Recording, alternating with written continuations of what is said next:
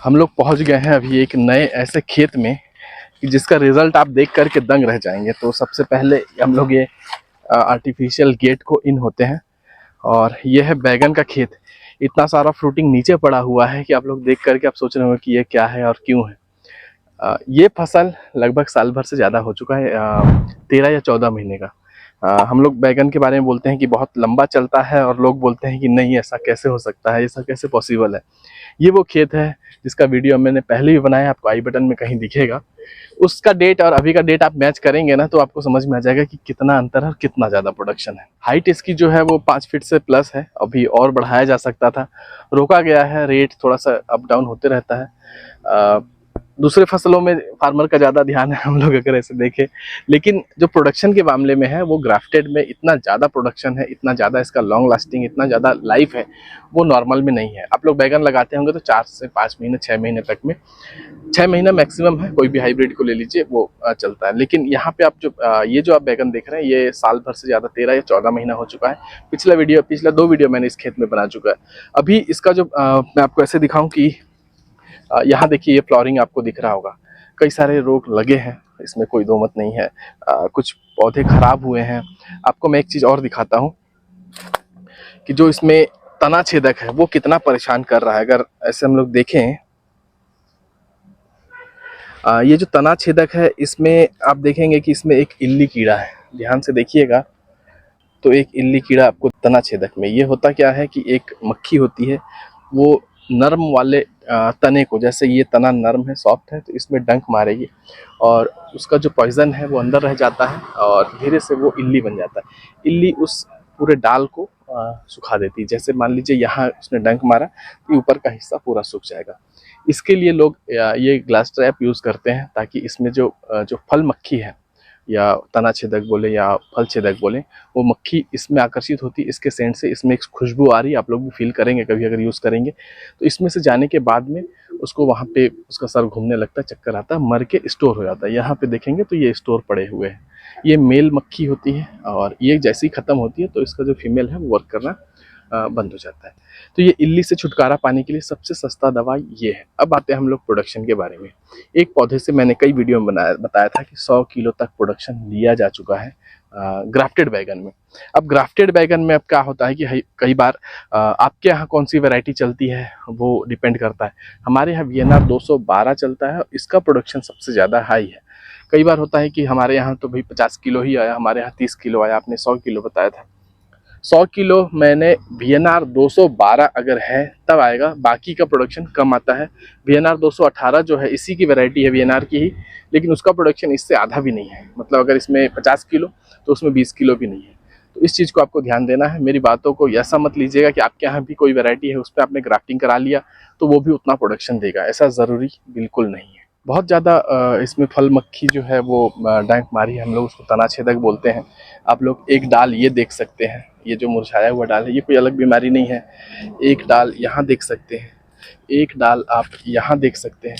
तो जो भी डाल है उसको फल छेदक ने डंक मारा है, तना छेदक ने डंक मारा है और उसके वजह से ये प्रॉब्लम आया है। अभी हम लोग जैसे देखते हैं कि अचानक से एक डाल ऐसे ऐसे सूखने लगते हैं, ये एक पत्ता सूख रहा है तो कहीं ना कहीं इसमें भी डंक लगा हुआ है। अब समस्या क्या आती है कि एक एक करके ये जो तना छेदक है वो बढ़ते भी बहुत तेजी से हैं।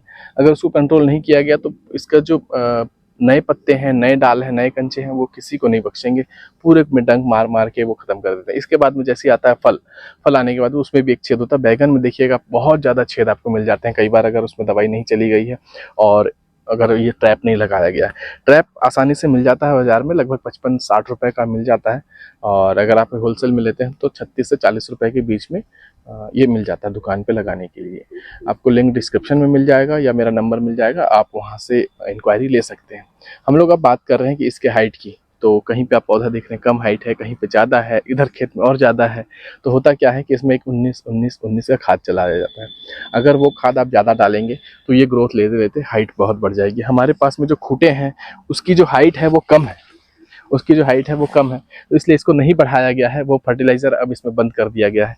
अब सिर्फ और सिर्फ इसमें प्रोडक्शन और जो बीमारियां आ रही है वो, लोग कहते हैं कि भैया अगर हमने लगा दिया ग्राफ्टेड तो क्या बीमारी आएगी या नहीं आएगी। मैं आपको फिर से क्लियर कर दूं, ग्राफ्टेड में जड़ के संबंधित बीमारी रेसिस्टेंट होती है, मतलब कम होती है। बाकी पूरी बीमारियाँ जो फसल में लगती हैं वो कंटिन्यू वैसे ही रहती हैं। फल छेदक, तना छेदक के बारे में मैंने आपको बता दिया। खाद के बारे में हमने पहले बहुत सारा वीडियो बनाया। अब इसके प्रोडक्शन के बारे में बात करें तो इसका जो प्रोडक्शन है सिर्फ इस वैरायटी में बहुत ज़्यादा है। आप लोग 212 VNR का इसमें बहुत ज़्यादा है। ये जो पौधा है ये रेडी मिलता है, नर्सरी है अंबिकापुर में, छत्तीसगढ़ के रायपुर में, जगदलपुर में, और 2-4 और होंगी तो मुझे उसकी अभी जानकारी नहीं है। आप कौन से स्टेट से हैं, कितना पास है, वो पहले आप लोग सर्च करें। पहले आप फ़ोन करते हैं कि हमें पौधा मिलेगा कि नहीं मिलेगा, तो ऐसा नहीं है कि मिलेगा या नहीं मिलेगा। आप अब असम से हैं या गुवाहाटी से हैं या वेस्ट बंगाल से हैं, बिहार से हैं, यूपी से हैं, सबसे पहला सवाल होता है कि हमें पौधा कहाँ मिलेगा। तो मैंने आपको फिर से बता दूं, अंबिकापुर छत्तीसगढ़, रायपुर छत्तीसगढ़ और जगदलपुर छत्तीसगढ़। गूगल में सर्च करिए, कैसे जाना है, कैसे लाना है, ये चेक करिए, उसके बाद कांटेक्ट कीजिए। सबसे पहला ये होता है कि नंबर मिल गया, फ़ोन लगा लो। तो प्लीज़ थोड़ा सा इस चीज़ को भी अवॉइड करिए कि इतना जल्दी से क्या इंक्वायरी कर रहे हैं वो चेक कर लें। पूछते हैं कितना पौधा, तो बोलते हैं रेट कितना, 10 रुपये है। अच्छा, तब तो फिर 5 ही पीस दे दीजिए। तो 5 पीस कैसे भेजा जाएगा, संभव नहीं है। उसके लिए हम लोग अमेज़न पे हमने लिस्टिंग कर रखा है, वहाँ से ले सकते हैं। अब क्या सीन होता है कि हमें ट्रायल है, 100 पौधा दे दीजिए। प्रैक्टिकली कैसे भेजेंगे? 100 पौधा एक ट्रे में होगा, उसको कैसे भेजेंगे? कुरियर पे भेज दीजिए, ट्रांसपोर्ट पे। अरे जब वो डब्बा ऐसे ऐसे पलटेगा तो कुछ भी नहीं बचेगा।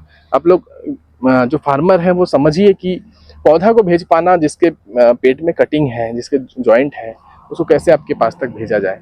तो कम से कम क्वांटिटी रहे, 1000, 2000, 5000, तो उसका एक बॉक्स रेडी होता है, फिर उसके बाद भेजा जाता है। 10 रुपये पीस में हमारे यहाँ से ये निकलता है, कुरियर चार्ज एक्स्ट्रा होता है। आसपास के स्टेट हैं तो मिल जाएगा। अब अगर आप कहीं बहुत दूर से हैं, कम से कम 1200-1500 किलोमीटर दूर है, ट्रेन रूट नहीं है, तो आप कैसे लेंगे? तो ऑलमोस्ट आप लोग समझ गए होंगे कि पौधा मंगाना कैसे है। सीधे फ़ोन नहीं कर देना है कि हमको पौधा चाहिए, कैसे मिलेगा। कैसे मिलेगा, बिल्कुल आपको तीनों जगह से जो पास का है वहाँ से आप मंगा लीजिए। अब हम लोग बात करते हैं ग्राफ्टेड। ग्राफ्टेड क्या होता है? ग्राफ्टेड तो आप लोग बहुत पहले से देखते आए हैं, कुछ नया चीज़ नहीं है वो। फसलों में हम लोग, फलों में देखा करते थे ग्राफ्टिंग जो पद्धति है वो पहले से ही। अभी हमारे पास नया क्या है, वो है बैगन और टमाटर और मिर्च। इन तीनों में ग्राफ्टिंग होती है। एक बैगन की, जिसको हम लोग जंगली बैगन, टर्की बेरी, और क्या क्या नाम से जाना जाता है, आप लोग कमेंट में बताइएगा। वो होता है ये।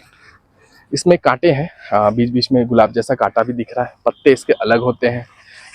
इसको रूट स्टॉक के लिए यूज़ करते हैं। रूट स्टॉक क्या होता है? वो होता है इसका जड़, इसका जो जड़ है नीचे का, और ऊपर में हाइब्रिड को ग्राफ्ट किया जाता है। हम लोगों ने पहले बहुत सारे ट्राई किए। अब प्लांट चूँकि बहुत आसानी से अवेलेबल है तो हम नहीं करते। पहले नहीं तो अभी चाकू से इसमें कटिंग करके इसमें भी ग्राफ्ट करते और इसमें बैगन फलता। ऐसे कई सारे पौधे आपको खेत में दिखेंगे जो बहुत सारी हाइट ली हुई है। तो ये जंगली बैगन है, इसको जब आप कटिंग करेंगे तब दूसरा पौधा ग्रोथ लेगा, नहीं तो ये बहुत तेज़ी से अभी बढ़ जाएगा और उस पौधे को डाउन कर देगा। ग्राफ्टिंग ये होता है। इसके सीड्स मिलते हैं, इसका जो बीज है वो उगा करके आप घर पे ग्राफ्टिंग कर सकते हैं। इसका क्लिप मिलता है, आप उसको यूज़ करके बहुत आसानी से ग्राफ्ट कर सकते हैं। तिरछा कटिंग करना है, उसको पहना देना है और आपका काम हो गया। थोड़ा सा टेम्परेचर मेंटेन करना होता है, 27 से 30 डिग्री के बीच में। अगर वो आप कर लेते हैं तो आपकी ग्राफ्टिंग सक्सेसफुल हो जाती है। बहुत से फार्मर का सवाल रहता है कि हम लोग क्या ग्राफ्टिंग पौधे लगा सकते हैं, ग्राफ्टेड पौधे लगा सकते हैं? बिल्कुल लगा सकते हैं, लेकिन उसके लिए सबसे पहला जो चीज़ है वो है ड्रिप और दूसरा है मल्चिंग। तो पहले आप लोग सबसे पहले खेत तैयार करिए, ड्रिप की व्यवस्था करिए, मल्चिंग की व्यवस्था करिए, उसके बाद आप प्रयास करिए कि ग्राफ्टेड पौधे लगाएं। नहीं तो इसमें होता क्या है, इसमें फर्टिलाइज़र बहुत ज़्यादा ज़रूरत होती है, चाहे 1261 हो, 052 34 हो, 1919 हो, या जो भी और भी खाद है, ह्यूमिक एसिड, बोरान, कैल्शियम, तो वो आप ऐसे नहीं चला सकते। इसमें स्प्रे करेंगे और शाम को बारिश हो जाएगी। तो उससे अच्छा है कि इसमें ड्रिप लगाएं और ड्रिप से खाद चलाएं। बिना ड्रिप के सक्सेस नहीं हो पाएंगे। घास से खेत भर जाएगा, आप बोलेंगे कि मैं निराई कर दूंगा, लेकिन ये प्रैक्टिकली पॉसिबल नहीं है। आपका खाद कोई और खा के चला जाएगा। फलदार जो वृक्ष है वो ऐसे ही रहेगा। अब जो ग्राफ्टेड पौधे हैं वो ले कहाँ से? तो रायपुर में मिल जाएगा, CB nursery, Shubham nursery, Google पे सर्च कर लीजिएगा, वहाँ से मिल जाएगा। अंबिकापुर में करजी फार्म है और आकाश सीड्स, वहाँ मिल जाएगा आपको। आप नीचे दिए गए डिस्क्रिप्शन को चेक करिएगा तो बहुत सारे डिटेल वहाँ भी मिल जाएंगे। उम्मीद है आपको बहुत सारी जानकारी मिली होगी। अभी अगर कुछ चीज़ें छूटी हैं तो वो मैं आगे थोड़ा सा और कवर करता हूँ। वीडियो यहाँ तक देखे हैं और आई बटन में आप इसका पुराना वीडियो देख सकते हैं। हम लोग बात करें अब खूटा और रस्सी। यहाँ जो खूटा लगाया गया है वो 10 फीट पे लगाया गया, एक खूटा से एक खूटा। खूटे की जो हाइट है वो 7.5 फीट है। इसमें 2 रस्सी है, एक नीचे में बहुत हार्ड रस्सी है और उसके ऊपर में एक और रस्सी है। तीसरा रस्सी अभी बांधने का समय था, लेकिन रेट वेट के अंतर में, मतलब दूसरे फसलों में अच्छा भाव मिल रहा है, इसमें कम मिल रहा है, तो इसको छोड़ करके दूसरे में ज़्यादा ध्यान दिया गया है। अभी हम लोग बात करें कि रस्सी और खूंटा तो लगा दिया, रस्सी कहाँ से मिलेगा? डिस्क्रिप्शन में नंबर है, आप वहाँ से ले सकते हैं। कई बार धागे की इंक्वायरी आती है, धागा भी आपको मिल जाता है इजीली। नहीं मिलता है तो डिस्क्रिप्शन चेक करिएगा, बहुत सारे काम की चीज़ वहाँ मिल जाएगी आपको। हम लोग बात करें कि माइक्रोन, कितना माइक्रोन का लेना है। देखिए, अगर बैगन आप लगा रहे हैं तो ये लॉन्ग लास्टिंग फसल है, बहुत लंबा चलता है, तो कम से कम इसमें 20-22 माइक्रोन का तो लेना ही चाहिए। लोग 15 में भी लगा लेते हैं, लेकिन जब लगा लेंगे तो वो अभी कागज जैसा फट रहा होगा, वो फिर खेत को बर्बाद करेगा। अब इसको दोबारा निकाल नहीं सकते, फट जाएगा। तो इसलिए कम से कम 22 माइक्रोन 25 माइक्रोन का ले लीजिए। इससे ये फ़ायदा है कि ये लंबे समय तक टिकेगा। कई सारी घास जो है वो नहीं उगेंगी, और घास नहीं उगेंगी तो फर्टिलाइज़र आपका सही जगह जाएगा, पोषण पौधे को मिलेगा। दोस्तों, वीडियो ऑलमोस्ट कंप्लीट हो चुका है। आपको क्या इसमें कमी मिली वो मुझे बताइएगा प्लीज़। और अगर आपको कोई और नई जानकारी चाहिए तो कमेंट करिए, मैं आगे वीडियो में कवर करूँगा। यहाँ तक देखने के लिए बहुत बहुत धन्यवाद। मिलेंगे किसी और वीडियो में, तब तक के लिए जय हिंद, वंदे मातरम।